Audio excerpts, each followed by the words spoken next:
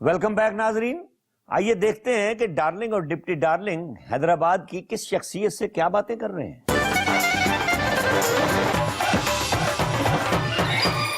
ناظرین، آج کے میرے مہمان ایک تھیٹر کے ایسے آرٹسٹ ہیں جو ٹیلی ویژن بھی کرتے ہیں، تھیٹر بھی کرتے ہیں، ون مین شو بھی کرتے ہیں، اور انٹیریئر سندھ میں اس قدر مقبول ہیں کہ جہاں کبھی بھی ہم ٹھہرے یا جہاں کبھی بھی بات ہوئی کسی شہر میں یا انٹیریئر سندھ میں تو ان کا نام سر فہرست ہوتا ہے. آئیے بات کرتے ہیں اسحاق راجو سے. راجو صاحب، welcome to the show. Thank you darling. ذرا یہ فرمائیے کہ یہ شہر جو حیدرآباد ہے اس نے تو بہت بڑے بڑے آرٹسٹ انٹروڈیوس کیے اور کیا نامور لوگ بھیجے اس نے اس فیلڈ میں. آپ کے یہاں ڈرامہ کیوں مرتا جا رہا ہے، کیوں غائب ہو گیا یہ تھیٹر یہاں سے؟ ڈارلنگ، ڈرامہ تو زندہ ہے، ہم لوگ کرتے رہتے ہیں، لیکن مرا اس صورت میں ہے کہ کچھ آرٹسٹوں نے یہاں جس طرح پورے پاکستان میں اس وقت ہو رہا ہے ولگر باتیں اور زومانے باتیں شروع کر دی، جس کی وجہ سے ہماری آڈینس ہم سے دور ہو گئی. ہم کوشش کرتے ہیں، لوگوں کو بتاتے ہیں کہ جی ہمارا ڈرامہ دیکھیں آ کے، تھوڑا صاف ستھرا ڈرامہ ہے. تو کچھ لوگ آ جاتے ہیں دیکھنے، کچھ لوگ ہر ڈرامے کی طرح کہتے ہیں یار یہ تو ویسے ہی ڈرامہ ہوگا جس میں ڈانس وغیرہ ہوتے ہیں. اور ہماری کوشش ہوتی ہے کہ ہم اچھا فیملی ڈرامہ کریں. کم ہوتے ہیں اور بہت کم ڈرامے ہوتے ہیں کیونکہ آڈینس ہم سے دور ہے اس وجہ سے. مینوں پتہ لگا ہے کہ تینوں ایتھے مناسب عمر شریف کہندے نے، یعنی کہ چھوٹے پیکٹاں دے وچ اے واقعہ کس طرح پیش آیا موتیاں والیا؟ یہ لوگوں کی محبت ہے، پیار ہے، وہ مجھے جونیئر عمر شریف کہتے ہیں. اور اس کی وجہ یہ ہے کہ جب میں پرفارم کرتا ہوں تو شاید دیکھنے والے کو مجھ میں عمر شریف کی جھلک نظر آتی ہے. وہ کچھ آئٹم اس طرح کے تھے جو عمر بھائی کی میں شروع میں لازمی کاپی کرتا تھا، ابھی بھی کرتا ہوں. تو کوئی آئٹم ان کا اچھا لگتا ہے تو میں وہ پرفارم کرتا ہوں تو لوگ اس میں عمر شریف کو ڈھونڈ لیتے ہیں. تو وہاں سے راجو دب جاتے ہیں تو عمر شریف صاحب ماشاءاللہ میرے استاد بھی ہیں، روحانی استاد بھی ہیں، اور وہ بس نظر آتے ہیں لوگوں کو. یہ بات ہے. یہ جو مہران آرٹس کاؤنسل ہے، جی جی، اس کا یہ حال اس قدر یعنی بھلا لگا مجھے اور بہت اچھا حال ہے. اس کو آپ آباد کیوں نہیں کرتے، ریگولر تھیٹر کیوں نہیں کرتے، یعنی روزانہ کے یعنی طور پہ؟ غلطیاں ہماری بھی ہیں اور ساتھ ساتھ غلطیاں جو ہے وہ تھیٹر کے مینجمنٹ کی بھی ہوتی ہیں اور اوپر سے کلچر ڈپارٹمنٹ کی بھی ہوتی ہیں کہ یہ ایک تھیٹر ہے، اس کو بزنس بنا لیتے ہیں. اتنا کرایہ یہاں افورڈ نہیں ہو سکتا.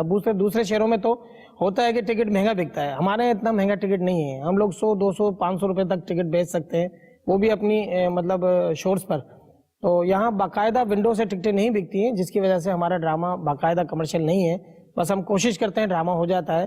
ریگولر اس لیے نہیں ہو سکتا کہ لوگ روزانہ نہیں آتے ہمارے پاس، ہم لوگوں کو اطلاع دیتے ہیں تو لوگ آتے ہیں. اندا مطلب ہے کہ تسی کر جا کے بوا کھڑکا کے کہندے ہو کہ ساڈا ڈرامہ لگا تے آنا ضرور. کوشش کرتے ہیں کہ دروازہ بجا کے نہیں بلکہ کہیں پوسٹر لگا کے، کہیں پینفلیکس لگا کے کہتے ہیں لوگوں کے بھئی ڈرامہ ہے، آپ آئیں ڈرامہ دیکھیں اور آرٹسٹوں کی حوصلہ افزائی کریں. بس اتنا کچھ ہوتا ہے. تو تھیٹر چل رہا ہے لیکن کم چلتا ہے. تو ہمیں جب کم یہاں چل رہا ہوتا ہے تو ہم جا کے لاہور بھی ڈرامہ کرتے ہیں، ہم جا کے یہ کراچی میں خاص طور پہ بہت زیادہ ڈرامہ کرتے ہیں. پھر پورے انٹیریئر میرپور خاص، نواب شاہ، سکھر، مٹیاری اور خیرپور، یہ جتنے بھی انٹیریئر کے علاقے ہیں، عمر کوٹ تک اور مٹھی تک ہم ڈرامہ کر آئے ہیں. اور جتنے بھی اسلام کوٹ آخری حد ہے سندھ کی وہاں تک، تو وہاں ڈرامہ کرنے جاتے ہیں. اگر نہیں جاتے ہیں کچھ دن تو لوگ ہم سے پوچھنا شروع کر دیتے ہیں بھائی ہمارے شہر میں آپ کیوں نہیں آ رہے. تو اس وجہ سے ہمیں پورے انٹیریئر میں بزی رہنا پڑتا ہے. ڈارلنگ صاحب، ایسے تھیٹر ہیں شہر میں مختلف سندھ کے علاقوں میں جہاں 2-2 ہزار آدمی آرام سے تھیٹر میں آ جاتا ہے. ڈپٹی ذرا یہ بتاؤ، مصطفیٰ قریشی صاحب کے انداز میں بولنے کی کوشش کیوں کر رہے ہو؟ اس لیے کہ حیدرآباد دی مٹی چو بڑے فنکار نکلے نے تے دنیا چو نہ ہوئے نے. تو مگر محمد علی صاحب بھی تو یہاں سے تھے، ان جیسا کیوں نہیں بولتے بھائی تم؟ ڈارلنگ جان، میں پاس ہو گیا ہوں اور اب میں بڑا ہو کر تمہیں نظر کی عینک بھی لگوا دوں گا اور نظر کو بھی تیرے ساتھ ملوا دوں گا. اسحاق صاحب ذرا یہ فرمائیے کہ یہ جو ہال ہے اس کا کرایہ کون یعنی طے کرتا ہے؟ یہی تو سمجھ نہیں آتی ہے. ہمیں جب آتے ہیں یہاں بک کرانے تو اچانک پتہ چلتا ہے کہ 10,000 روپے بڑھا دیے گئے. جب ہم شروع میں ڈرامہ کیا کرتے تھے اس وقت 1,500 روپے یہاں کا کرایہ تھا.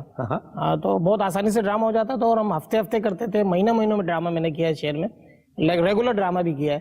تو پھر کرایہ بڑھنے لگا، پھر 5,000 ہو گیا، 10,000 ہو گیا. اور جو کلچر ڈپارٹمنٹ کے جو منسٹر آتے رہے ہیں تو وہ سب یہ پیسے بڑھاتے رہے اور انہوں نے اب کرایہ تقریباً 20,000 روپے ہے.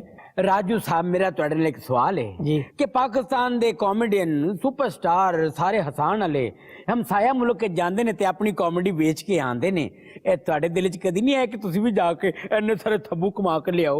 डिप्टी डार्लिंग, आपको मजे की बात बताऊं कि ये जो जितने भी इंडिया गए हैं ये बड़े प्यारे मेरे सारे दोस्त हैं, और इनके मतलब जब इनके ऑडिशन चल रहे थे तो उनमें मैं भी शामिल था। बस अल्लाह ने करम किया कि मैं नहीं जा सका, और ये बहुत अच्छा ही हुआ कि मुझे पाकिस्तान से प्यार है और मैं यहाँ रहकर अपने लोगों की खिदमत करना चाहता हूँ। एक आइटम था जिसकी वजह से थोड़ा सा मुश्किलात पैदा हुई। हर इंसान को अपने मुल्क से प्यार होता है, मुझे भी अपने मुल्क से बहुत ज़्यादा प्यार है।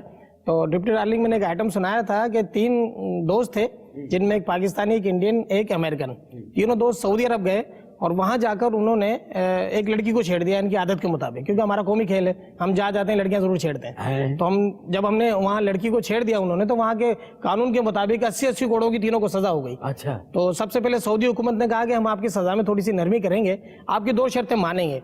तो सबसे पहले अमेरिकन से पूछा, हाँ भाई सजा में कोई नरमी करानी है? उसने कहा हाँ यार 20 कोड़े कम कर दो, कमर पे फॉर्म बांध दो। इंडियन से पूछा तुमने नरमी करानी है? उसने कहा 40 कोड़े कम कर दो, डबल फॉर्म बांध दो।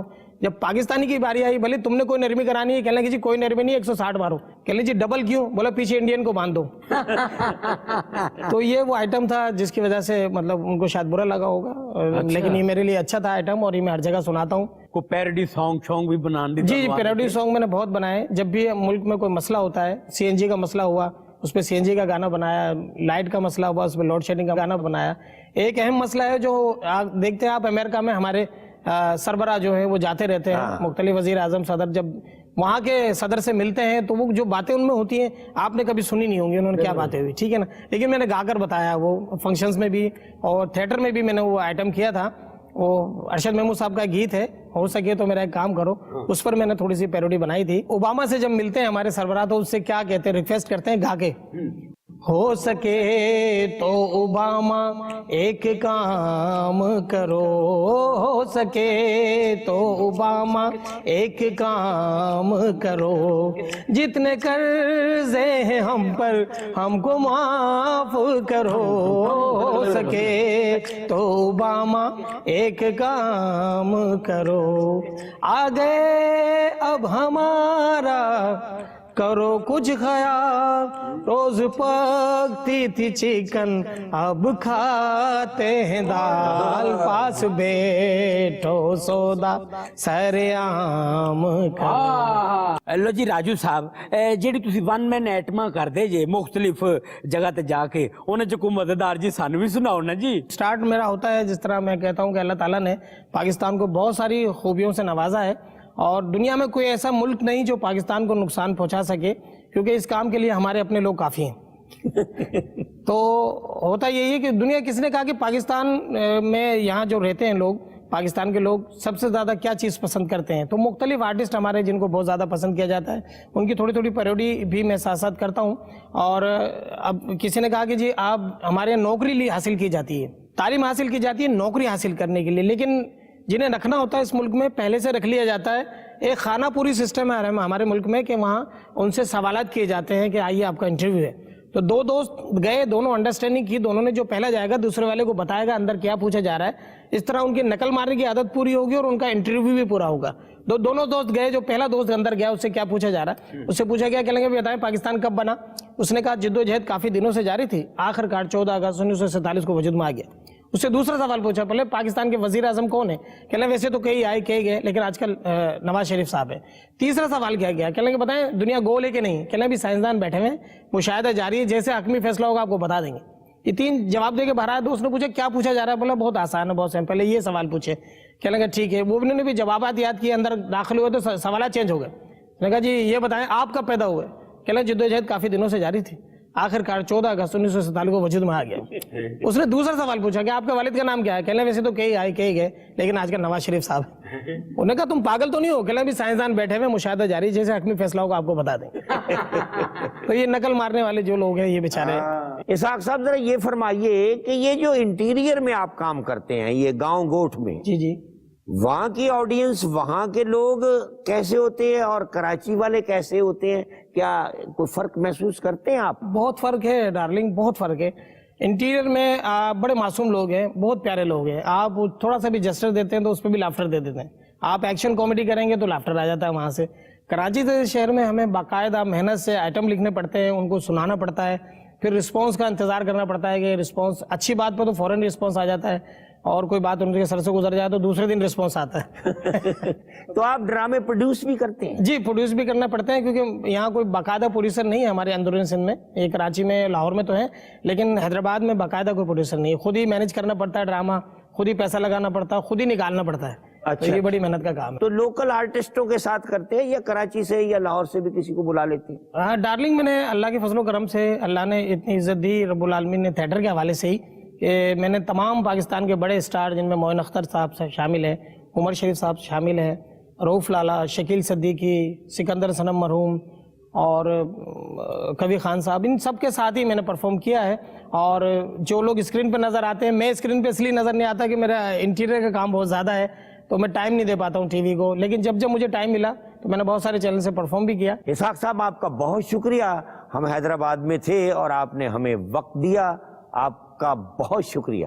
آپ لوگوں کا بھی ڈپٹی ڈارلنگ اور ڈارلنگ آپ کا بھی بہت شکریہ کہ آپ ہمارے شہر حیدرآباد میں آئے, اور حیدرآباد کے حوالے سے آپ نے یہاں پہ ایک پروگرام کیا, اس کا بہت شکریہ. میں پورے حیدرآباد کی جانب سے آپ کا بہت شکریہ ادا کرتا ہوں.